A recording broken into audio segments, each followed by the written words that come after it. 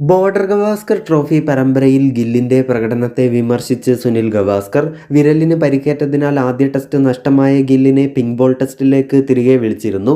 എന്നാൽ Scott ബോളണ്ടും Mitchell സ്റ്റാർക്കും ഉൾപ്പെട്ട Aussies ബോളർമാർക്ക് മുന്നിൽ ഗില്ലിന് പിടിച്ചു നിൽക്കാനായില്ല. സ്റ്റാർക്കിന്റെ പന്തുകളൊക്കെ റീഡ് ചെയ്യുന്നതിൽ ഗില്ല് പരാജയപ്പെടുകയും ചെയ്തു.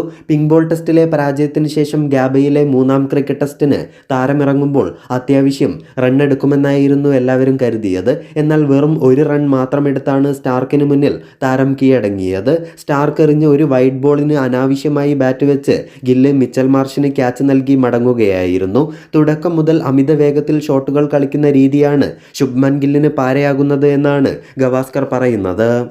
ഇന്ത്യൻ മണ്ണിൽ ഗില്ല് നന്നായി ബാറ്റ് ചെയ്യാറുണ്ട്. പക്ഷേ പിച്ചുകളും സാഹചര്യങ്ങളും വ്യത്യസ്തമാണെന്ന് അദ്ദേഹം മനസ്സിലാക്കേണ്ടതുണ്ട്.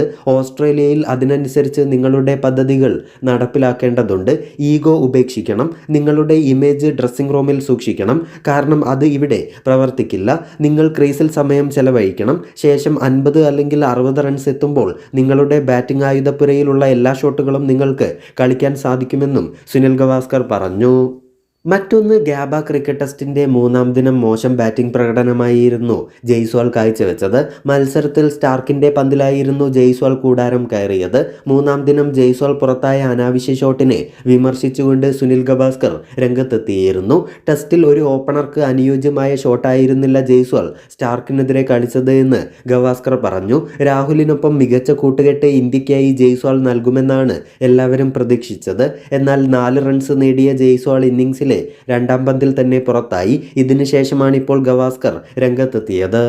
ജയ്സ്വാൾ കളിച്ച ആ ഷോട്ട് ഒരു മികച്ച ഷോട്ടാണെന്ന് ആരും പറയില്ല. കാരണം 445 റൺസിനെതിരെയാണ് നമ്മളിപ്പോൾ കളിക്കുന്നത്. അതുകൊണ്ട് തന്നെ തുടക്കത്തിൽ ക്രീസിലുറയ്ക്കാനും സാഹചര്യങ്ങൾ മനസ്സിലാക്കാനുമായിരുന്നു ജയ്സ്വാൾ ശ്രമിക്കേണ്ടത്. സ്റ്റാർക്ക് എറിഞ്ഞ പന്ത് ഒരു ഹാഫ് വോളി പോലുമായിരുന്നില്ല.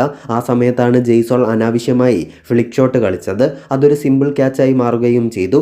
മികച്ച ഫീൽഡിംഗ് തന്ത്രമായിരുന്നു ഓസ്ട്രേലിയ അവിടെ പ്രയോഗിച്ചതും പാറ്റ് കമ്മിൻസിൻ്റെ ക്യാപ്റ്റൻസിയും എടുത്തു പറയേണ്ടതാണ്.